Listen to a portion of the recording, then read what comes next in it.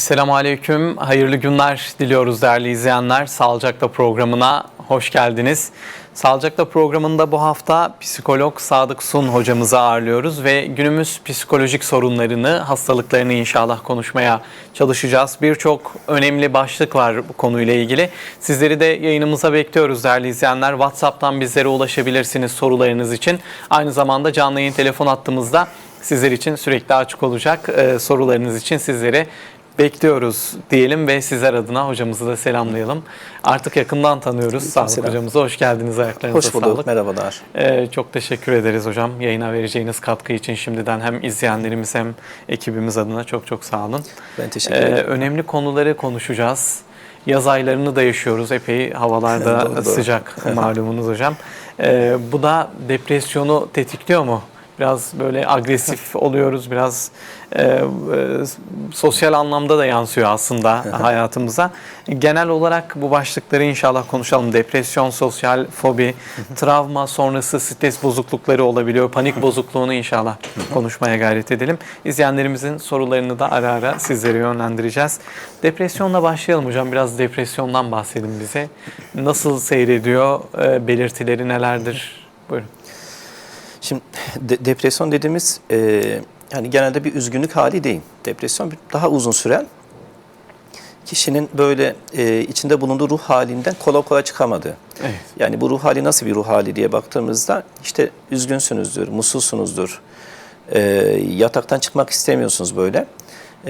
Ya da kimi zaman böyle iştahınızda azalmalar meydana geliyor ya da tam tersi aşırı derecede yemek yemeye başlayabiliyorsunuz.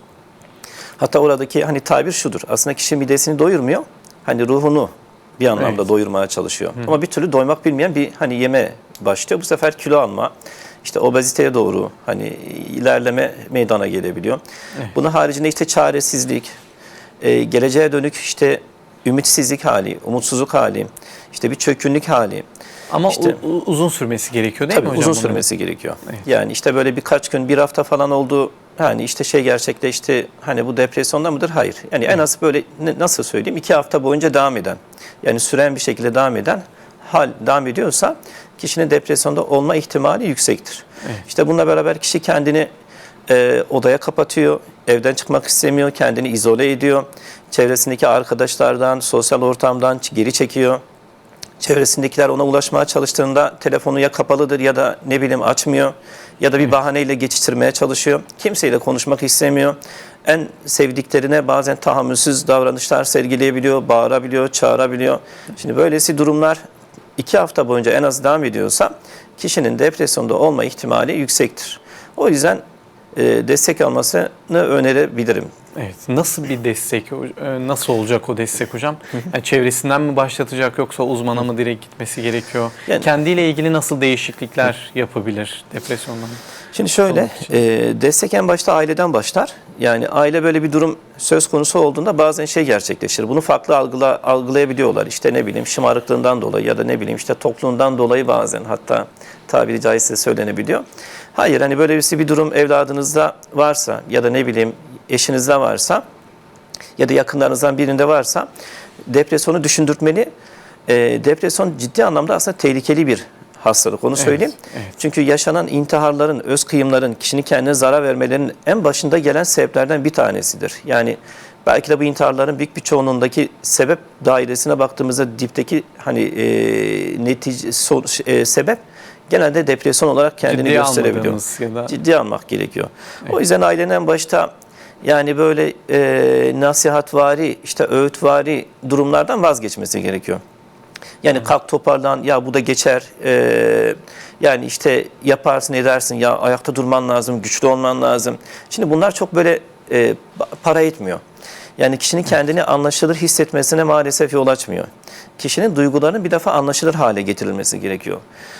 Mustafa Hocam, hangi hastalık olursa olsun, hangi rahatsızlık olursa olsun, ilk başta insanın kendini ifade etmesi ya da anlaşılır hissetmesi gerekiyor. Evet, yani karşıdaki beni anlıyor, duygularıma tercüman, duygularımı hissediyor.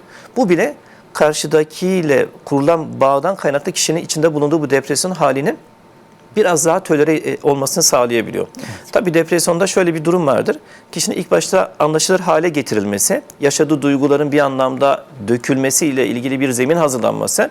Bununla beraber artık nazı geçen insanlar tarafından böyle yavaş yavaş böyle küçük adımlarla işte yürüyüşe doğru ne bileyim dışarı çıkmalara ya da ne bileyim daha önce sevdiği özellikle hoşlandığı ne varsa. Evet. Yani kişinin biraz hafızasını yoklaması gerekiyor. Yine o eski haline dair bazı etkinlikleri, aktiviteleri, sosyal çevreyi yeniden böyle keşfetmesi, dahil olması gerekiyor. Ama maalesef hani hastalık gibidir. Bazen hasta olduğumuzda böyle iştahımız kesilir ya. Hani böyle analarımız, babalarımız bize zorla böyle yemek yedirmeye çalışır. Evet. O yemeğe ihtiyacımız vardır ama hani insanın canı o yemeği çekmez. İştah o yemeği maalesef hani kaldırmaz. Ama ne yapmamız gerekiyor? Bir şekilde o yemeği almamız gerekiyor. Yani zorlasak da kendimizi almak zorundayız. İşte depresyon hali de böyle bir haldir. Evet. Kişi içinden gelmez, yapmak istemez ama yapmadıkça da o halden çıkamaz. Evet. O yüzden kendini birazcık böyle zorlayıp o halden çıkmak adına bu etkinlikleri, bu aktiviteleri yapması gerekiyor. Evet. Bir yerde hayat motivasyonunu kaybediyoruz. Tekrar motive olmak lazım hayata. Öyle de Kesinlikle. ifade edebiliriz. Ya şöyle, kişi çünkü şunu söylüyor, ben zevk almıyorum. Evet. Yani yapsam bile ben mutlu olmayacağım. Buna rağmen işte şey gibi, iştahım yok, canım çekmiyor demek gibi bundan farksız. Yani çekmese de canın, nasıl ki yemek zorundaysan, yani zevk almayacağını düşünsen bile, hoşlanmayacağını düşünsen bile yapmak gerekiyor, gitmek gerekiyor. Ama şu da var, kişi diyelim ki 0 ile 10 arası işte 0 hiç zevk almam, işte 10 çok böyle zevk alırım diye bir çizelge verse kişiye, sen bu etkinliği yapsan kaç derecesinde zevk alırsın ya da hoşlanırsın diye sorduğumuzda genelde 0 der ya da 1 der. Ama yaptıktan sonra bunun aslında düşündüğünden daha fazla kendisini mutlu ettiğini fark etmeye başlıyor. O yüzden zorlayıp kendisini böyle aşama aşama bebek adımlarıyla belki bu durumdan çıkması lazım. Çok teşekkürler. Önemli tavsiyelerdi hocam. Sakarya'dan bir izleyenimiz var müsaadenizle. Hakan Bey telefon attığımızda hayırlı günler diliyoruz. Hayırlı günler efendim. İyi yayınlar, saygı hürmetlerimi sunuyorum. Sağ olun, teşekkürler. Selam sevgilerimizi Hocama da iletiyoruz saygı bizler de. hürmetlerimi sunuyorum. Nasılsınız efendim? Sağ olun, çok teşekkürler. Sizler nasılsınız? Sağ olun, teşekkür ederim. Hocama bir iki soru sorabilir miyim? Tabii, buyurun dinliyoruz sizleri, buyurun. Hocam önce saygılarımı sunuyorum size. Ben 55 yaşındayım. Çok takıntılarım var. Ne bileyim, nasıl anlatsam, bir çocuk sesi veya bir gürültü veya bir herhangi bir şey, yani bir saat yelkovanı tık tık etmeyecek. O anda ettiği zaman benim psikolojim bozuluyor. Yani bu acaba diyorum ki yaş ilerledikçe bundan mı kaynaklı? Yani sizin anlayacağınız, kafam hiçbir şey götürmüyor. Evet. Yani bir çocuk, camiye gidiyorum mesela, namazımı kılıp çocuk sesi olduğu zaman hocam geri geliyorum. O saat yelkovanı rahatsız ediyor. Yani benim kaldığım yer ses olmayacak hocam. Hani hiçbir ses olmayacak. Gece dahi böyle duvar saatini kaldırıyorum odamdan yani. O kadar psikolojik. Yani gittiniz mi doktora? Gittim. Gittim, bana cevap verdi hocam. O zaman tabii 2-3 sene evvel gittim, bana cevap verdi. Ve ben o hapı içtikten sonra hocam inanın ki 2 ay kendime gelemedim. 2 ay kendime gelemedim, o hapı içtim. Ondan sonra da gitmedim. Çünkü ne yemek yemedim, ne bir şey bildim. Yani hiçbir şey yemedim o zaman gittiğim zaman. Hani bilmiyorum da ne yapmam lazım, ne etmem lazım. Bana Peki. bir yol gösterirseniz memnun olurum hocam. Peki, sorunuz var mı hocam? Teşekkürlerimi sunuyorum. Saygılar, iyi günler. iyi Sağ olun yayınlar Hakan hocam. Bey. Geçmiş olsun. Allah'a emanet Sağ olun. olun. Hayırlı günler diliyoruz sizlere. 55 yaşında bir izleyenimiz ve şikayetlerini ifade etti hocam. Şimdi şöyle, Nasıl yaklaşmak lazım? ya bazen şey gerçekleşiyor. Yani bazen hani hayata dair bazı konularda bir tahammülsüzlük hani kendini gösterebiliyor. Evet. Bu bazen eşe karşı, bazen evlada karşı, bazen iş yerindeki arkadaşlara karşı, dostlara karşı olabiliyor. Kişinin şuna birazcık böyle hani bakış açısını döndürmesi gerekiyor. Ben mutlu muyum? Gerçekten yaptığım iş ya da içinde bulunduğum ruh hali ya da durum beni mutlu ediyor mu? Evet. Yarım yamalak bıraktıklarım var mı? Tamamlamam gereken ama tamamlamadıklarım var mı? Hayati anlamda şöyle dönüp geriye baktığımızda pişmanlıklarımız çok fazlaysa, geçmişte yaşadıklarımızın bazıları halen bizi rahatsız etmeye devam ediyorsa, geçmişimiz böyle hani bırakmıyorsa, kişinin genelde bu türden durumlara daha fazla tahammülsüz olma ihtimali vardır. Kişi bazen şey söyler aslında, yani beden der ki senin dinlenmeye ihtiyacın var. Sen artık yorgunsun. Yani bir şekilde vücudu biraz hor kullanmışsın. Bedenini, ruhunu hor kullanmışsın. Aslında belki kişinin şöyle bir şey belki tavsiye edebilirim. Yapmak isteyip de yapmadığı, şimdiye kadar ertelediği, ötelediği, yapması halinde ona mutluluk verecek, hoşnut olacağı ne varsa böyle bir kağıda yazsın. Sonra bunlardan hani hangisinden başlamak istiyorsa böyle yapabileceklerinden başlasın. Bu bile kişinin yaşadığı o tahammül seviyesini birazcık daha şey hale getirecektir. Evet, Hani evet, yukarı hocam. çekecektir. Yoksa diğer türlü etrafımıza gürültüler devam edecektir. Yani bunun önlemek zaten hiç mümkün değil. Bu açıdan o gürültüyle nasıl baş edebilirim?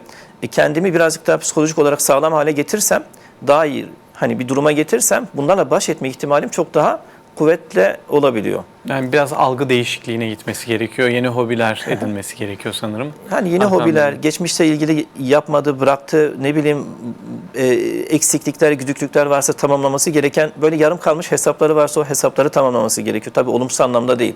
Yani işte kendisini kızdırmış ya da üzmüş birine gidip böyle hesap sormadan ziyade yani Kendi içerisinde. kendi halletmesi. içerisinde bir anlamda Peki. bitirilmemiş işleri bitirmesi ve Peki hobi hocam. edinmesini tavsiye ederim. Peki hocam, çok teşekkürler. Rica ederim. Bize yayın öncesi ulaşan bir izleyenimiz vardı. Ben kullandığı ilacı da göstermiştim size. Şimdi sorusu şöyle. Ben 7 yaşındaki çocuğumu derse odaklanmama, derse ilgisiz olma ve yerinde durmama gibi sebeplerle doktora götürdüm. Belli testlerden sonra dikkat eksikliği olduğu ortaya çıktı ve bize kullanması için ilaç verdiler.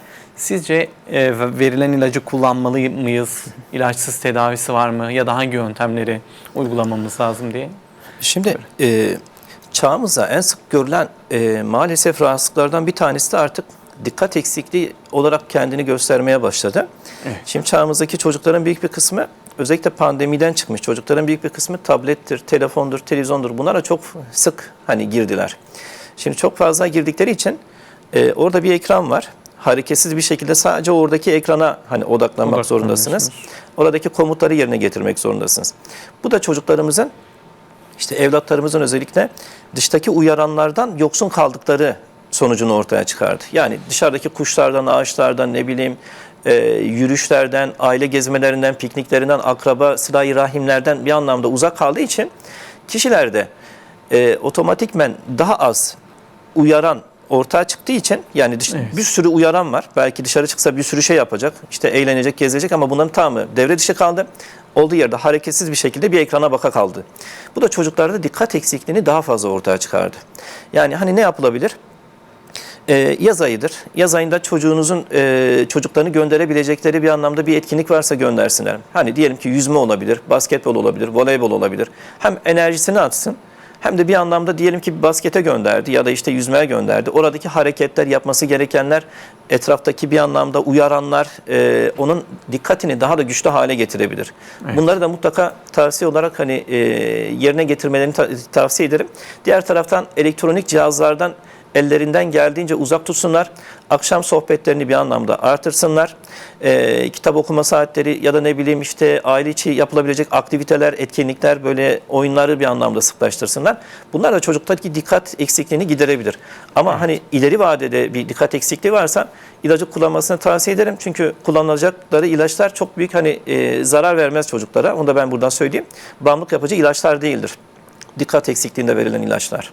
Evet, yani kullanabilirler onu da. Yani öncelikle dediklerimi eğer yapsınlar, gerçekten hani ileri boyutlu bir şeyse, çünkü ben çocuğu görmediğim için şu an bunu şey yapamam.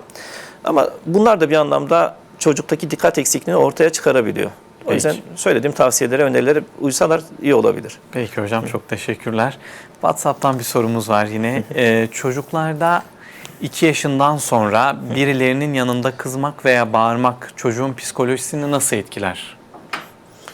Buyurun hocam. Şimdi aslında böyle hani 2 yaşından sonra ya da 3 yaşından sonra, şimdi biri bizim Yaş sınırı koymamak lazım değil mi hocam öncelikle? Yani bu bebekler dahi etkilenebiliyor. Herhangi bir şekilde bir gürültüden, bir sesten bir anlamda onlar bile etkileniyor. Hani bebekler bile depresyona girebiliyor aslında. Evet. O yüzden şimdi 2 yaşında yani bir çocuk düşünün. Ona muhtemelen bağıran, çağıran kişi hani böyle çocuğun gözünde dev biri. Böyle hani bir anne babanın boyunu düşünün, bir de çocuğun boyunu düşünün. Evet. Yani bu yaştayım. Diyelim ki hani bu yaşta bile işte hatta aynı cüssede biri bana bağırsa belki ben bile etkilenirim yani. Hani ne bileyim ruh halimde bir değişkenlik meydana gelebilir. Ama çocukta biraz daha farklı yani. Onun cüssesini kat be katını aşan biri tarafından yani bir şekilde bağırışa maruz kalıyor. Bu çocuklarda ileride özgüven eksikliği, dikkat eksikliği. Yani çocuğun yaşadığı şey bir taraftan bir travma gibi aslında. Çünkü baş edemiyor, çaresiz. Yani hiçbir şey yapamıyor, elinden bir şey gelmiyor. Bir sinmişlik meydana geliyor. Çocuklardan daha sonraki hani aşamalarda beklediğimiz işte akademik anlamda başarı, işte özgüveni bir anlamda işte yüksek olması, işte diyelim ki derslerde işte parmak kaldırması, işte tahta çıkıp sunum yapması, bunlar bir anlamda daha az gerçekleşir. Hatta belki de hiç gerçekleşmez. Çocuk bir anlamda artık hayata karşı korkak, kaygılı, tedirgin biri olmaya başlayacaktır. Evet, bunun için dikkat etmek lazım. Dikkat etmek gerekiyor. Peki. Bizim hazırladığımız bir başlıktı. Obsesif kompulsif bozukluk ne demektir hocam? Belirtileri nelerdir? Nelere dikkat edeceğiz bu başlıkla ilgili? Buyurun. Şimdi obsesif kompulsif şöyle. Şimdi obsesyon düşünce demek. Yani kişinin böyle istem dışı zihninden geçen böyle zorlayan düşünceler. Kompulsyon ise bu istenmeyen, rahatsız eden düşünceleri ortadan kaldırmak için kişinin yaptığı eylemler. Evet. Yani bu istenmeyen düşünceler ne demektir? Diyelim ki ben şu an burada oturuyorum. Ben işte kendimi şu bardağı elime aldım. Ya dedim ki şu bardakta şu amblem ya da işte logo şöyle değil de acaba şöyle mi olsa? Şimdi bunu ben düşünmeye başlıyorum. Ama obsesyonlarda bu öyle değil. Takıntılarda böyle değil. Kişi kendisi düşünmüyor. Otomatikman bir düşünce zihne gelmeye başlıyor. Ve o düşünce kişinin maalesef hayatını mahvediyor. Evet. Ve kişi o düşüncenin kendisine ait olduğunu bazen zannediyor. O düşüncenin verdiği komutları yerine getirmek zorunda kalıyor. Tabii bunun çeşitleri var. Yani işte bazılarında işte simetri takıntısıdır. İşte bir yerde bir düzensizlik gördü mü hemen düzeltiyorlar. İşte bir yerde tabela asılıdır. Hemen gidip tabelayı düzeltmeye çalışıyorlar. Bazen terapi odalarına da denk gelir. İşte hocam masanızdaki şu dağınıklık diyor beni rahatsız ediyor. Lütfen şu işte kağıdı şöyle değil de şöyle bırakmanız mümkün mü? Biraz daha düz bırakmanız mümkün mü? Yoksa konuşamıyorum. Dikkatim sürekli oraya gidiyor. Evet. Ya da kalkıp benim duvarımdaki işte tabelayı düzeltmeye çalışanlar oluyor. Diğer türlü işte tüpü açık bıraktım mı? İşte ocağın kapattım mı? İşte ütünün fişini çektim mi? Şeklinde olabiliyor. Evet. Başka türlü işte acaba elim kirlendi mi? Bir yerlere değdikten sonra mikrop kaptı mı? İşte ne bileyim bundan dolayı hastalık bana bulaşır mı? Şeklinde gidip ellerini tekrar böyle belki de bazen saatlerce yıkamaya hani geçebiliyorlar. Diğer türlü çok özür dilerim. Bunun da süresi var değil mi hocam? Bazen bizde de oluyor çünkü acaba kapıyı kilitledik mi ya da işte tüpü kapattık mı gibi düşünceler ama bir defalığına mahsus değil sanırım. Yok, bir defa sıkıntı yok. Evet. Bunlar da çok defa devam ediyor. Yani Evet. kişi Sürekli hayatının, sosyal hayatına yansıyor. Kesinlikle. Sanırım. Mesela 10 defa, 20 defa elini yıkayan insanlar var. İşte tuvalete girip tuvalete saatlerce zaman geçiren insanlar var. İşte idrar sıçradı mı, işte ne bileyim hani ıslandı mı yani şeklinde sonra çıkıp banyoya girip banyoda saatlerini geçiren düşün. Yani ömrün belki 1/3 zaten uykuda geçiyor. Evet. Bunlar ömrünün 1/3'ini temizlikle ilgili durumlara harcıyorlar. Banyoda saatlerce hani evladınızın ya da eşinizin kaldığını bir anlamda düşünün. Ya da eşi eve gelecek, eşini bir anlamda dışarıda soyup hemen bir terlik verip direkt onu banyoya koyup önce duş aldırtanlar olabiliyor. İşte bunun haricinde başka çeşitleri var. Böyle yaşlı biri ya da hasta biri ya da engelli biri oldu mu onun yanından geçmiyorlar. Onun yanından geçersem acaba bana da hastalık bulaşır mı? Onun hastalığı bana da geçer mi? Ben de böyle hemen engelli olabilir miyim şeklinde gelen düşünceler oluyor. Ya da bazen şöyle gelebiliyor. İşte yolda yürüyorsunuz böyle hani her şey böyle güllük gülistanlık. Birden böyle aklınıza bir düşünce geliyor. İşte diyelim ki işte şu A şeklindeki insanlar kötü insanlardır şeklinde bir düşünce geçti. Otomatikmen geçiyor. Tekrar yürümüşsünüz, geri geliyorsunuz. O düşüncenin geçtiği andaki hareketi hemen tekrar yapıp sonra özür dilerim. Hani aslında ben böyle bir şey söylemek istememiştim. Yalvarırım beni affet Allah'ım şeklinde. Tamam kendini yaptıktan sonra böyle affettirdiğini düşündükten sonra tekrar yoluna devam ediyor. Ya da işte yolda gidiyorsun ıslak yerlere basmıyorlar. İşte bir yerde bir şey gördü mü? Yani kısacası hayatları çok kötü. Yani Çok farklı bir ruh hali, düşünce dünyası. Maalesef. Ve bu da sosyal hayata yansıyor maalesef. Sadece sosyal hayatı, aile hayatını da mahvediyor. Yani onunla beraber yaşayan işte evlatları, eşi de gerçekten bu süreçten çok kötü etkileniyor. Hatta bazıları hani bunun bir hastalık olduğunu dahi kabul etmiyorlar. Ne olur hani bunun bir hastalık olduğunu kabul edip en kısa zamanda terapiye başlamaları ya da bir anlamda tedaviye başlamalarını öneririm. Çünkü bunun hani bir tedavisi de var yani. Tedavisiz bir durum değil yani. Peki hocam. Farklı bir önerilerinizi de ben kısa bir şekilde alayım. Epey sorumuz da birikti bu arada WhatsApp'ta. Bu konuyla ilgili ne yapsın böyle olanlar hocam? Özellikle bu obsesif bozukluğu olanlar. Obsesif bozukluğu olanların hani şöyle söyleyeyim. Çünkü aile de nasıl davranacaklarını bilmiyor. Yani diyelim ki hani bir şey yaşıyor, aile gelip soruyor, aile de cevap veriyor. İşte anne diyor temizlendi mi? Annesi diyor temizlendi. Mesela annesi temizlendi dediği zaman bile aslında bu yani kişinin tedavisini aksatan bir şey. Yani orada dışa bağımlı bir haline dönüyor. Sürekli işte birilerine böyle hani acaba temizlendi, abdest alacak, acaba kuru bir yer kaldı mı? Yani kontrol etmeye çalışıyor. Çünkü kuru bir yer kalırsa abdestinin olmayacağını düşünüyor bir anlamda. Sürekli birilerine soruyor. Anne bak ellerime kuru kaldı mı? Yani o açıdan böyle en kısa zamanda destek almalarını tavsiye ederim. Çünkü bekledikçe daha da böyle kötüleşen bir rahatsızlık. Peki hocam, çok teşekkürler. Sorularla devam edelim. Özellikle izleyenlerimizin. Ben 28 yaşındayım, 3 çocuk annesiyim. Daha önce panik atak ve anksiyete bozukluğu yaşadım. Ara ara hala devam ediyor. Özellikle kalp çarpıntısı, nefes darlığı oluyor. Kalp krizi geçiriyorum diye içime korku giriyor. Bu düşünceyi aklımdan nasıl çıkarabilirim? Hocamıza da çok teşekkür ederiz demişler. Buyurun hocam. Şimdi şöyle, muhtemelen kendisi de araştırmışlar. Şimdi panik hata öldürmez. Panik hata yaşatır. Panik hata aslında insanın kendini ölümden koruması için vücudun gösterdiği bir refleks. Kişi aslında bu yaşadığı belirtilerin bazen ne anlama geldiğini bilmemesinden kaynaklı bu daha da artıyor, artış gösteriyor. O yüzden hani şunu söyleyeyim, işte kişinin septom olarak ortaya çıkardığı terleme, titreme, uyuşma, çarpıntı, işte göğüste sıkışma, ağız kuruluğu, bunların hepsi tamamı aslında beni ölümden korumaya çalışıyor ya da herhangi bir şekilde bir tehlikeden, bir tehditten korumaya çalışıyor. Bunlar bana düşman değil. Aslında bu belirtiler bana dosttur. Kişi sadece bunların neden ortaya çıktığını bilirse bilinmeyen bir şey insanı korkutur. Ama bir şey bilinir hale getirirsek, aslında ne anlama geldiğini bilirsek bu bizi artık korkutmayacak bir duruma girebilir. O yüzden kişinin bir anlamda bu durumdan dolayı terapi almasını tavsiye ederim. Çünkü terapide biz kişinin yaşadığı bu belirtiler hani ne anlama geliyor, aslında kişi bu durumla nasıl baş edebilir, bunların teknikleri, yöntemleri vardır. Hatta terapide kişinin panik hatağına sokup o durumdan onu nasıl çıkarabiliriz'i de ona göstermeye çalışıyoruz mesela terapide. Uygulamalı bir şekilde. Ama şöyle bir gerçeklik de var. Bunu böyle dipnot olarak geçeyim. Genelde kendini es geçmiş. Aşırı derecede fedakar insanlar. Böyle kendinden ziyade hep başkalarını düşünmüş. Kendini ihmal etmiş. İnsanlarda panik hata daha fazla kendini gösteriyor. Evet. Sadece panik hata değil, depresyon, işte takıntılar. Yani bunlar sanki bize işaret olarak diyor ki arkadaş sen yeterince başkalarıyla ilgilendin. Bundan sonraki süreçte kendinle ilgilen diyor.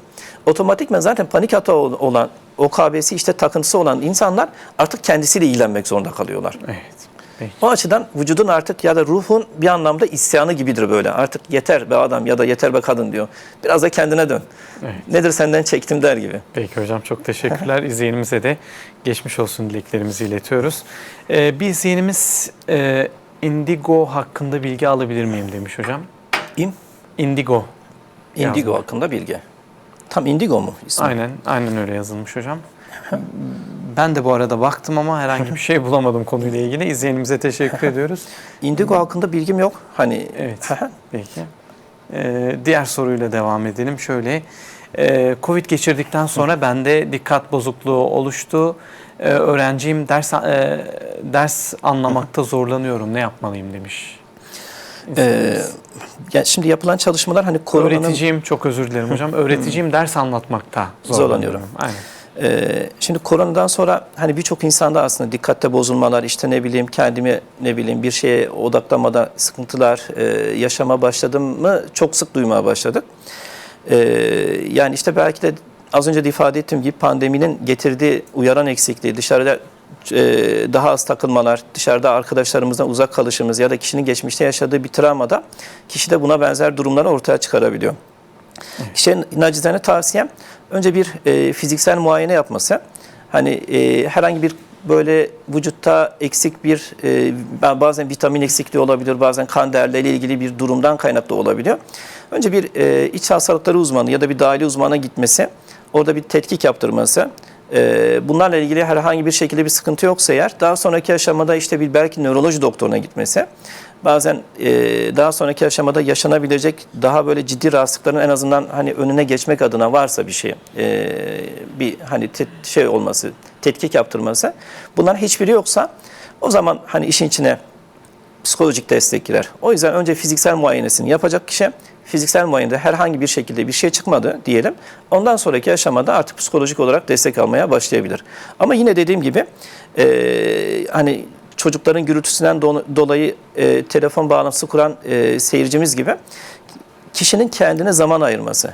Bazen gerçekten takatimiz azalır. Yaptıklarımız artık bir yerden sonra monoton olmaya başlar. Bir değişiklik ister insanın ruh hali.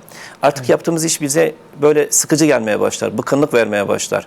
Yani böyle kes kopyala yapıştır bir hayat hani yaşamaya başlarız. Bazen değişiklikler yapmak, böyle bazı anları boşaltıp o anlarda gerçekten kendimizi mutlu edecek şeyler yaparsak yaptığımız işe kendimizi verme ihtimalimiz daha da artmaya başlıyor. Ama bir sıkıntımız var, çözülmemiş bir problemimiz var. Biz bunları çözmezsek kendimizi işimize vermek, gerçekten böyle odaklanmamız çok daha zor olabiliyor. Peki, çok teşekkürler. Bir izleyenimiz bipolar bozukluk hakkında bilgi verebilir misiniz? Bir ilaç ismi var hocam. Ara ara kullanıp ara ara bırakmanın ne gibi zararları var? Genel anlamda ilaçlarla ilgili böyle bir soru sormuş olalım. Ya şöyle, hani ilaç kısmı doktor yazdıysa doktorun tavsiyesiyle hani bırakma ya da hani başlama kısmını tavsiye ederim. Ama kişi bazen şey gerçekleşiyor, böyle hani kendi kafasına göre hani bırakıyor, tekrar başlıyor. Bu kişinin hastalık sürecinde yaşadığı hani sıkıntılı bazen daha da artırıyor. O yüzden burada doktor böyle önerisiyle, tavsiyesiyle bırakması ya da azaltması ya da ne bileyim devam etmesini tavsiye ederim. Evet. Ne olur böyle kendi kafanıza göre, kendi kafalarına göre daha doğrusu ilaçları bırakmasınlar ya da ne bileyim almasınlar. Bazen işte komşuya iyi geldi diye alınan ilaçlar da var. Öyle de hani bir anlamda kişiye daha fazla zarar verebiliyor. Peki hocam, çok teşekkürler. Bir izleyenimiz 40 yaşındayım demiş. Duş alırken kalbim çok hızlı attı, tansiyonum düştü. Daha önce de panik atak geçirmiştim. Yani duştaki bu sorunun sebebi ne olabilir diye soruyor hocam. Şimdi şöyle, şimdi panik atağı dediğimiz durum bazen bir sebebe bağlı olarak gerçekleşiyor. Bazen bir sebepten bağımsız olarak gerçekleşiyor. Yani bazen kişi işte asansörde sadece işte panik atağı geçiriyor ya da duşa giriyor. Duşta kapalı bir ortam var. O esnada bir an boğulacakmış gibi olabiliyor. Panik atağı geçirebiliyor. Yani panik atağı az önce de tekrar ettim. Yani ciddi bir rahatsızlık değil ama yaşayan kişi için gerçekten zor bir rahatsızlıktır. Belki vaktimiz varsa küçük bir belki değinim. Hani peki, en azından bizim için şey olur böyle izleyenler için. Şimdi panik atağı ortaya çıktığında hani çarpıntı meydana geliyor. Şimdi kalp kanı pompalaması gerekiyor. Peki kalp neden kan pompalama ihtiyacı hissediyor? Kanı bir bölgeden bir bölgeye taşıması gerekiyor. Özellikle ellerde ve ayaklardaki kanı yukarı doğru çekmeye başlıyor. Evet. Neden? Çünkü ellerimiz ve ayaklarımız herhangi bir tehlike esnasında ya da bir kavga ya da bir dövüş esnasında en böyle yaralanma ihtimali olan bölgelerimiz. Ki o bölgelerin kanama ihtimali, kan kaybından ölme ihtimalimiz var. İşte vücudumuzda bir sistem bunun farkında. Buradaki kanı yukarı doğru çekiyor. Evet. Ki kan kaybından ölmeyelim. Evet. İkincisi buradaki kanı buralarda topladığı için daha güçlü bir şekilde vurabilelim ya da itekleyebilelim. Ayaklarımızdaki kanı yukarı çekmesi ise daha hızlı koşabilelim ya da daha hızlı bir şekilde tekme atabilelim. Ya da ayağımız darbe alırsa kan kaybından yine ölmeyelim. Evet. Bize birazcık zaman kazandırmaya çalışıyor aslında sistem. Kanın yukarı doğru taşınması için kalbin pompa yapması gerekiyor. Kalbin pompa yapması için neye ihtiyaç var? Oksijene ihtiyacımız var. Evet. Oksijen daha fazla aldığımızda ne gerçekleşiyor? Yani mecburen işte nefes alıyor sürekli. Yani o kalbin daha hızlı pompalanması için bu sefer de baş dönmesi meydana geliyor. Evet. Aşırı oksijen alımından kaynaklı. Bazen şey gerçekleşir. İşte kişiler ellerine bir torbayla işte nefes alıp verirler. Hani oksijen alıp karbondioksit vermek yerine karbondioksit alıp karbondioksit verip vücuttaki oksijeni dengelemek için bunu tavsiye etmem. Burundan nefes alıp yavaş bir şekilde ağzından nefesini verdiğinde ne kadar yavaş yaparsa o kadar iyi. Evet. Çünkü yavaş yaptığımızda beyin aslında bu kişinin tehlikede olmadığını düşünmeye başlıyor. Evet. Yani ben gerçekten tehlikede olduğumda ben burnumdan nefes alıp yavaş bir şekilde ağzımdan nefesi veremem ki. Hızlı bir şekilde otomatikmen nefes alıp vermeye başlıyorum. Ben nefesimi yavaşlattığımda otomatikmen beynim benim tehlikede olmadığımı düşünüp hemen sistemi tekrardan yavaşlatmaya başlıyor. Evet. O yüzden panik atağı yaşayan böyle seyircilerimize şunu söyleyeyim. Nefesini yavaşlatsınlar. Kendilerini kasmışlarsa kendilerini böyle serbest bıraksınlar. Rahatlama pozisyonuna girsinler. Derin nefes alsın. Aniden herhangi bir şekilde bir panik hata yaşadıklarında ya da geldiğinde başlarını soğuk suya soksunlar. Buz gibi soğuk suya soksunlar. Bir şok etkisi olsun. Çıkarsınlar. Secde pozisyonunda öneririm. Secde pozisyonda kalp genelde yani beyin kalpten daha yukarı kalp daha yukarıda olduğu için bu da etki edebiliyor. Genelde insanın aklı kalbinden daha yukarıda. Ama secde pozisyonunda kalp daha yukarıdadır bir anlamda. O pozisyon bile kişinin panik atağından çıkmasını daha kolay hale getirebiliyor. Ama bunların hiçbiri işe yaramadıysa diyelim ki kişinin destek almasını tavsiye edebilirim. Diğer taraftan az önce de söylediğim gibi kişinin kendini ihmal etmesi, sosyal aktivitelerden yoksun bırakması, spor yapmaması, beslenmesine dikkat etmemesi de uykuyla ilgili sıkıntılar yaşaması da panik atağına yol açabilir. Peki. Çok önemli tavsiyelerdi hocam. Çok teşekkür ediyoruz. Özellikle panik atakla ilgili açıklayıcı oldu. Çok sağ olun. Rica ederim. Bir sonraki soruyla devam edelim. Epeyce sorularımız birikti. Şöyle çocuğu 16 yaşında bir kızım var demiş izleyenimiz. Gece uykudan kalkıp bağırıyor. Yeter diye bağırıyormuş hocam. 16 bu arada. aylık. 16 yaş. 16 yaşında. 16 yaşında. Büyükmüş, ergenlik. Gündüzleri de göğsüm daralıyor diye şikayetlerde bulunuyor. Sebebi ne olabilir demişler. Şimdi şöyle hani çocuklarda, ergenlerde görebileceğimiz böyle aslında nadir rahatsızlıklardan bir tanesi. Daha çok böyle çocukluk döneminde daha fazla görülüyor. Hani çocuk diyelim ki korku filmi izliyor ya da ne bileyim arkadaşları tarafından böyle anlatılmış böyle bir korku hikayesi var. Bunlardan kaynaklı bu tür şeyler yaşayabiliyor. Ama yaş biraz daha hani ergenliğe doğru gittikçe acaba şöyle olabiliyor mu? Hani şu an kendi kendime bir anlamda düşünmeye başlıyorum. Yaptığım görüşmeler, ergenlerle yaptığım bazen görüşmeler de hani göz önünde bulunduruyor. Bazen ergenler ailelerine bir şeyleri yansıtmıyorlar. Yani en basitinden diyelim ki çocuk aşık, birini seviyor. Yani ergenlik dönemi birine aşık olmuş, karşılık bulamamış. Bunu ailesine anlatmıyor ve bunun sancısını yaşıyor. Ya da ne bileyim akran zorbalığına maruz kalıyor. Yani birileri tarafından baskı altında. Ya da ailesinin bilmediği, yaptığı, ailesine söyleyemediği bir durum bazen söz konusu olabiliyor. Kişi bunu kendi içinde yaşadığı için içsel huzursuzluk kişide patlama yol açabiliyor. Uyku esnasında da insanın böyle bilinç dışının biraz serbest kaldığı böyle bir alan olduğu için bazen insanın gün içerisinde yaşadığı, içine attığı böyle derin düşünceler uykuda patlak verebiliyor ve kişinin bir anlamda uykusuna sirayet edebiliyor ve uykusunu bozabiliyor. Yani kişinin yaşadığı günlük hayatta acaba onu sıkan, geren, üzen herhangi bir olay var mı? Bazen ailesine anlatmayabiliyor. O yüzden belki bir destek alsınlar. Belki yani ailesine anlatmadı kişi belki de psikoloğuna ya da ne bileyim danışmanına anlatarak içinde bulunduğu ruh halinden çıkabilir diye düşünüyorum. Peki çok teşekkürler. İzleyenimize de geçmiş olsun dileklerimizi iletiyoruz. Bir izleyenimiz 15 yaşındaki bir kız çocuğum var demiş. Bazen dik ve içten içe ufaktan sesler çıkarıyor demiş. Soru böyle gelmiş hocam. Psikiyatrik bir problemi var mı acaba? Evet. Hiç böyle bir sorunla karşılaştınız mı bilmiyorum ama. O şöyle bir şey olabiliyor. Bazı tikler vardır. Yani tik bozukluğu olabiliyor. Hani vokal tik dediğimiz sesle ilgili. Belki böyle bir sıkıntı var. Belki böyle bir problem yaşıyor. Hani şu an tam olarak hani bilmediğim için, görmediğim için kişinin nasıl bir şey yaşadığını. Ama tikle ilgili bir sıkıntı olabilir. Yani destek almalarını tavsiye ederim. Evet, peki. Ama belki ilk başta bir kulak, burun, boğaz doktoruna hani gidebilirler. Hani ondan da önce. Hani boğazla ilgili bir ne bileyim tedavi olması gereken bir şey var mı? Yoksa eğer ondan sonraki aşama tik olma ihtimalini şu an ben düşünüyorum. O yüzden bir destek almalarını tavsiye ederim. Bir izleyenimiz Indigo ile ilgili bilgi paylaşmış. Çok teşekkür ediyoruz. sıra dışı doğaüstü yeteneklere sahip olan çocuklara verilen isimmiş hocam. Az önceki soruda onunla Evet, ilgili evet. bilgi verir misiniz demişlerdi. Misal olarak da bir Atakan çocuk vardı hocam, hatırlar mısınız? Evet, evet, Onunla evet. ilgili bir durum vardı. O tarz çocuklarla ilgili nasıl davranmalı aileler, ne yapmalı? Ben soruyu sormuş olayım. Ben seyircime teşekkür ettim. Yani aslında tanım olarak hani bildiğimiz bir şey ama şey olarak böyle kavram olarak unuttuğum bir şeydi bu indigo.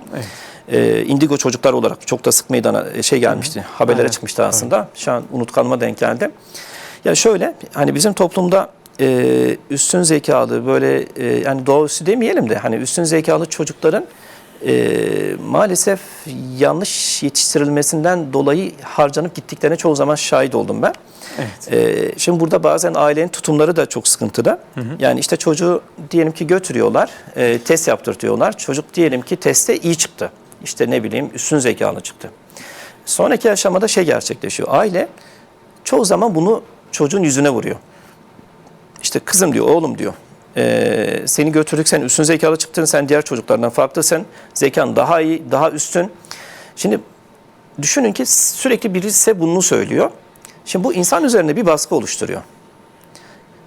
Bu tür çocuklar bir işi yapamama hali söz konusu olduğunda ya da zorlanacaklarını düşündüklerinde ya da yapamayacaklarını düşündüklerinde kendilerine o hata yapma payı, şansı vermedikleri için hiç yapmıyorlar. Hiç girişmiyorlar. Bahane de şu, istesem yaparım ama yapmıyorum. Halbuki tırsıyor. Onlar da mükemmelliyetçiliğe de yol açıyor. Yani yanlış yaparsam işte zeval gelir. Yani işte hani bir namı da var. Yani üstün zekalıyım artık bir anlamda. Üstün zekalı bir anlamda şey olacağı için yani karizma çizileceği için kişi maalesef bu tür durumlardan kaçınmaya başlıyor. Yani aile bir anlamda çocuğa çok fazla böyle işte sen üstün zekalısın, işte şeysin tarzından ziyade senin bazı hani konularda diğer çocuklara göre daha iyi yapabildiğini gördüm. Her insanın bazı konularda daha iyi yapabildiği bazı alanlar var. Sen de şu alanda daha iyi yapabiliyorsun gibi. Ya, tabii her şey insanın çabasına bağlı. Çaba göstersen yapabilirsin. Çaba göstermesen yine senin de bir anlamda yapma ihtimalin düşmeye başlar. Şeklinde birazcık daha normalleştirmeye çalışmam. Yani aslında her insanın bir üstün yeteneği var. Yani kimisi matematikte, kimisi işte ne bileyim Türkçe'de, kimisi resimde ama maalesef birçoğu köreliyor ülkemizde. Yani bunu belki bir eleştiri olarak söylemem gerekiyor. Çünkü herkese aynı böyle bir anlamda yoldan yürümeleri isteniyor. Herkesin ağaca tırmanması ya da herkesin yüzmesi gerekiyor gibi bir durum söz konusu. Ama gerçekten yeteneklere göre aslında bir anlamda böyle alanlara ayrılsam insanlarımız sorunlarla da karşılaşmamış olacağız kesinlikle çoğu zaman. Peki, çok teşekkürler. Çok sağ olun hocam. Sosyal fobiyi konuşalım. Bizim hazırladığımız başlıklar arasında. Sosyal fobi nedir? Nasıl meydana gelir? Kişiler nasıl mücadele edecek sosyal fobiyle? Bu arada bir izleyenimiz de 30 yaşındayım demiş. Çok kötü bir çocukluk dönemi geçirdim. Ve şu an bile hep kendimi eksik hissediyorum toplum içerisinde.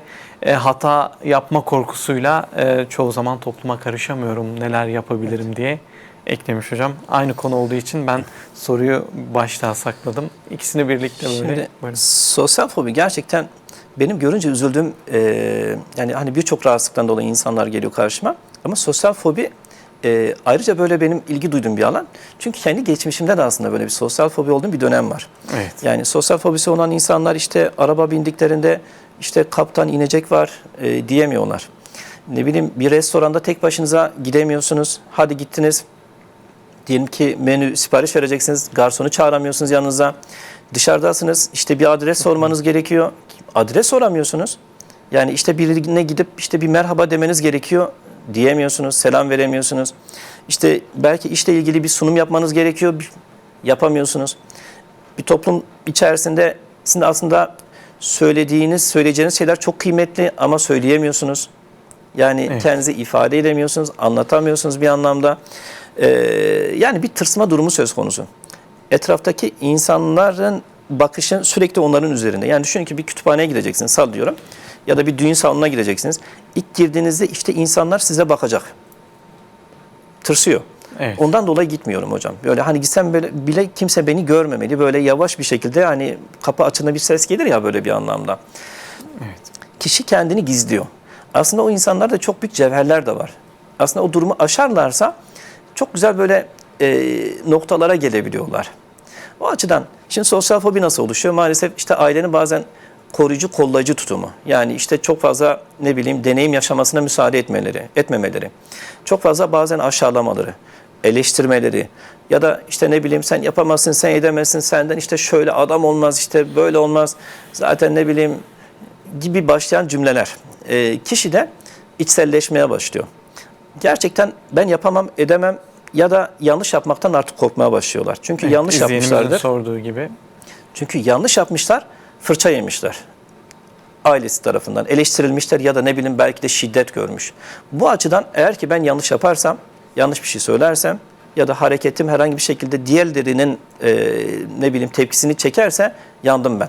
Bundan dolayı sürekli bir hassasiyet içerisinde diğer insanları kızdırmadan, sinirlendirmeden ya da diğer insanlara böyle bakınca yanlış yapmayacağı bir pozisyona kendini sokmaya çalışırlar. Yani diğer insanlar merkezli artık bir hayat sürmeye başlarlar. Çok zordur, kolay değil ama aşılabiliyor. Evet. Orada da gıdım gıdım böyle terapilerde mesela yapmaya başlarız böyle. Şu notu düşerek aslında tavsiyelerinizi alalım. Siz de yaşadığınız için evet. Yaşamış biri ama şu anda sosyal hayatın içerisindesiniz, evet. Terapiler veriyorsunuz. Yani sosyal fobiyi yaşayanlara yol gösteriyorsunuz en azından. Yani siz yaşamış biri olarak tavsiye almak çok önemli. Onun için altını çizeyim dedim hocam. Buyurun o tavsiyeleri alalım. Nasıl Kesinlikle baş edecekler sosyal fobisi olanlar? Yani var böyle rezil olurum ya da yanlış yaparım, karizmam çizilir. İnsanlar aslında benim çok özür böyle ne mal olduğumu anlayacaklar. Yani işte aslında göründüğü o kılıfın altında aslında çok da böyle bu muydu bizim işte saygı duyduğumuz insan diyecekler gibi korkulardan kaynaklı gerçekleşiyor ya. Tavsiyem şu, rezil olmayı göze alacaklar. Evet. Yani en kötü ne olabilir? Rezil olurum. Rezil olacaksın arkadaşım. Yani kendim bile ilk verdiğim seminerleri hatırlıyorum bir anlamda. O seminerlerde bile böyle işte sahne çıktığımda böyle elim ayağım titrerdi bir anlamda, yüzüm kızarırdı. Yani böyle kemküm etmeye başlardım. Ama her şeye rağmen tekrar çıkmaya devam ettim bir anlamda.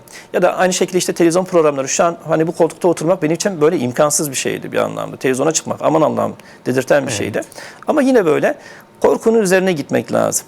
Belki bu korku bir şey yapması gerekiyor. Bir basamak böyle yapması gerekiyor. Basamak.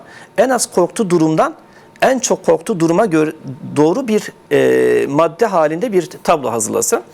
En küçüğünden başlasın. Diyelim ki topluluk karşısında korkuyorsa bir kişiyle başlasın. Sonra 2 kişiye çıkarsın. Tabii bunlar en sevdikleri de olsun. Sonra biraz bir yabancı eklensin. Sonra böyle yavaş yavaş topluluk sayesindeki artış meydana gelsin. Yani böyle yavaş yavaş bunun üzerine giderse yenebiliyor. Benim de yaptığım birazcık da buydu aslında. Peki hocam çok teşekkürler.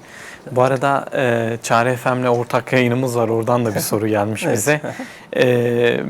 Vesveseler oluşuyor bazen demiş izleyenimiz. Bu vesveselerle nasıl mücadele edeceğiz? Az önce değindik gerçi onlara ama yine de kısa bir şekilde tavsiyelerinizi alalım hocam. Şimdi vesvese şöyle, vardır böyle ehemmiyet verdikçe şişer, vermezsen söner. Yani aslında destur budur. O vesveselerin bize verdiği, söylediği emirleri, talimatları, komutları kısacası biz yerine getirdikçe artış gösteriyor. Evet. Kısa vadeli bir rahatlama meydana gelir. Oh yaptım, rahatladım. Ama uzun vadeli o durumdan çıkamıyor kişi. Maalesef daha da artmaya başlıyor, daha da kötüleşmeye başlıyor. Vesvese 1 iken vesvese 2 olmaya başlıyor. Vesvese 3 olmaya başlıyor. Hatta diyelim ki namazdan dolayı işte vesvese geliyor. Kişi maalesef dini inancı yüksek biri namazı bırakmak zorunda kalıyor. Evet. Abdesti bırakmak zorunda kalıyor. Yani dini inançlarından kopmaya başlıyor. Yani gerçekleşiyor. Evet bırakmak, uymamak çok zor. Yani kişi gerçekten çok zorluyor. Yani o zaman ne yapması gerekiyor? Bir tedaviyle beraber, bir destekle beraber üzerine gitmesi gerekiyor. Yoksa diğer türlü gerçekten vesveselerin sonu gelmiyor. Birini halletmeye çalışıyorsunuz, kılık değiştiriyor, versiyon değiştiriyor, başka şekilde gelmeye başlıyor. Ya da daha da kötüleşmeye başlıyor. Sonu gelmiyor. En sonunda eve kapanıyorsunuz, hiçbir şey yapmıyorsunuz, işinizden, gücünüzden oluyorsunuz. Artık belki de eşinizle boşanma noktasına geliyorsunuz. Artık aileniz böyle bir anlamda yıkılışa doğru maalesef gidebiliyor. Evet. Yani sorun küçükken o anda mücadele etmeye başlamak gerekiyor. Aynen. Peki. 34 yaşında bir izleyenimiz, kalbimde hemen hemen her gün çarpıntı oluyor demiş. Sol kolumda uyuşma oluyor. Yemek yedikten sonra başlıyor. Nedeni ne olabilir? Psikolojik bir sorun olabilir mi hocam? Şimdi yaşadığı şey, eğer ki bir kalp doktoruna gitmişlerse, kalp doktoru herhangi bir şekilde herhangi bir şeyin yok demişse, ya da bazen öncesi şey yaparlar, böyle acillere giderler, acil dolaşırlar. Artık acildeki adamlar, doktorlar onu tanır. O falan, hani nerede kaldın, uzun zamandır hani gelmiyordun, görüşmüyorduk. Bir kankalık artık kurmaya başlarlar. Yani Evet. panik atağına benziyor çünkü yaşadığı şey. Kişi doktora gider, doktor ona hani bir şeyin olmadığını söyler, pek inandırıcı gelmez. Evet. Yani tatmin etmez onu. Başka doktora gider, işte başka özel hastanenin işte doktoruna gider. Bazen şehir değiştirir. Eğer ki imkanı varsa bazen ülke değiştirir. En sonunda böyle der ki tamam, kabulümdür. Böyle bir tövbe eder, iman eder, der ki bu panik hatağıdır. Çünkü Evet. yaşadığı şey gerçekten çok dehşet bir andır. Yani o dehşet anın kişinin fiziksel herhangi bir sebebe bağlayamıyor. Yani diyor ki ben bunu yaşıyorsam bu psikolojik olamaz. Diyor ki bu Evet. kesinlikle fiziksel bir sebeple açıklanmalı diye bir düşünce içerisine girdiği için zaman da kaybeder bir anlamda. Aynı zamanda sürekli böyle doktor dolaştığı için çok fazla maddi anlamda zarara da girmeye başlar. Ama insan bir anlamda bazen psikolojik olarak yaşadığı sıkıntıları yansıtabiliyor. Nasıl söyleyeyim? Çocuktur, böyle okula gider. Gitmeden önce işte dersini yapmamıştır. Okula gitmek istemez. Der ki anne işte karnım ağrıyor. Yani ama gerçekten karnı ağrıyor o esnada. Ama bu psikolojik bir karın ağrısı. Ama onu fiziksel bir ağrı gibi hissediyor. O yüzden psikolojik olarak yaşadığımız sıkıntılar bedensel olarak sanki fiziksel bir rahatsızlıkmış gibi kendini gösterebiliyor. O yüzden belki bu programın tekrarı olur. En başta panik hata ile ilgili yapılması gereken bazı şeyleri söyledik. Onları hani izleyicimiz yaparsa eminim o da bir anlamda birazcık yol kat etmiş olacaktır. Peki hocam, çok teşekkürler. Bir izleyenimiz kendimi nasıl sevebilirim diye sormuş. Siz bahsettiniz ama bu Evet, sevgi nasıl olacak? Kendimi nasıl sevebilirim diye sormuş hocam böyle. Şöyle bazen klasik olarak şey derler. Yani hocam ben hiç sevilmedim ki diyor. Yani hiç sevilmemiş biri kendini nasıl sevebilir ki? Hani insanın kendini sevebilmesi için de aslında sevilmiş olması gerekiyor. Bazen böyle hani durumlar söz konusu olabiliyor. Yani hani insan kendini nasıl sever? İnsan kendine şefkat göstererek, merhamet göstererek. Yani bazen en sevdiğiniz kimse, ona nasıl davranmak istiyorsanız kendinize öyle davranacaksınız. Yani beni ne mutlu eder? Yine aynı klasik şey. Mutlu olacağım şeyleri yapacağım. Bazen işte canınızın çektiği şeyleri yemeye çalışın. Yani ya da ne bileyim aşırı derecede insanlara evet demeyin. Yani işte diyelim ki insanlar size bir şeyler söylüyor ama içinizden gitmek istemiyorsunuz ya da Evet. hayır demek istiyorsunuz. Diyemiyorsunuz. İşte hayır demeyi öğrenmek lazım birazcık da orada. Özellikle hayır diyememek insanın kendini sevmemesiyle birazcık paraleldir. Evet. Ve bu psikolojik anlamda eminim ki birçok sıkıntının kaynağında hayır diyememe yatıyor. Hayır diyemiyor, borç veriyor. Hayır diyemiyor, işte işi hallediyor. Sonra kendi ailesini, kendini ihmal ediyor. Sonra sıkıntılar bu sefer kendini göstermeye başlıyor. Peki. Çok Bunları yapması peki. Çok teşekkürler hocam. rica ederim. Bir izleyenimiz 6 yaşında oğlum var. Bebekliğinden bu yana ağlama huyu var. Çok zor dönemlerimiz oluyor. Kur'an kursu ana sınıf öğretmenleri üstün zeka olduğundan dolayı böyle dediler. Pedagoga götüremedim. Çok hareketli, yerinde durmuyor. Nasıl davranacağımı şaşırıyorum bazen. Destek alalım mı? Psikolojik destek almamız gerekiyor mu demişler. Yani şöyle, çocukta hiperaktivite olabilir. Yani hareketlilik olabilir.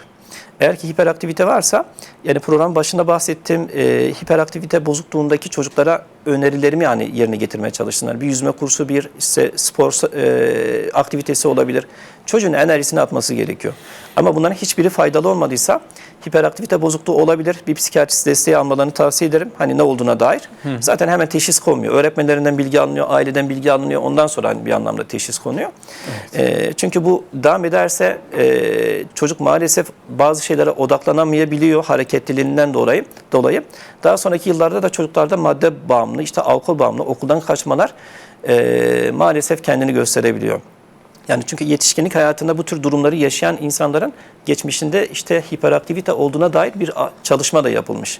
O yüzden hani bir pedagog desteği, bir psikiyatri desteği, bir psikolog desteği yani bir götürsünler. Yani bunun zararı olmaz. Yani götürdü diye illa ilaç kullanmak zorunda değil. En azından ne olduğunu belki ya da birkaç öneri orada duyacaklar. Onlara faydalı gelecektir. Peki hocam. Çok teşekkür ediyoruz. Rica ederim. Hem bizim sorularımıza hem izleyenlerimizin sorularına ışık tuttunuz. Çok çok sağ olun.